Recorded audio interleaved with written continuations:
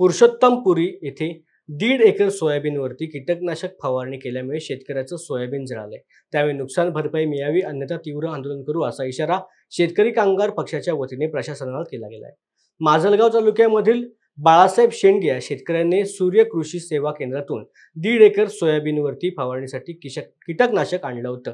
ते फवारल्यानंतर पूर्ण सोयाबीन जळाले असल्याचं कळल्यावर कृषी विभागाकडे तक्रार दाखल करण्यात आली, परंतु तत्काळ कंपनीवरती गुन्हा दाखल करून दंड वसूल करून शेतकऱ्याला द्यावा अन्यथा तीव्र आंदोलन करू असा इशारा शेतकरी कामगार पक्षाचे नेते भाई ॲडव्होकेट नारायण गोले पाटील यांनी केला आहे।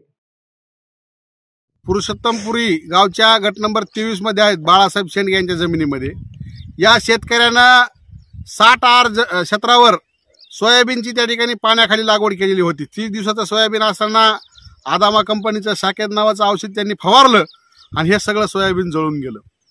अगदी या शेतकऱ्याचं 1.5 लाख रुपयाचं नुकसान झालेलं आहे आणि या शेतकऱ्यांना कृषी विभागाकडे तक्रार केलेली, परंतु कृषी अधिकाऱ्यांनी त्याची दखल घेतलेली नाही आणि म्हणून या शेतकऱ्यांना आत्मदानाचं निवेदन दिलेलं आहे।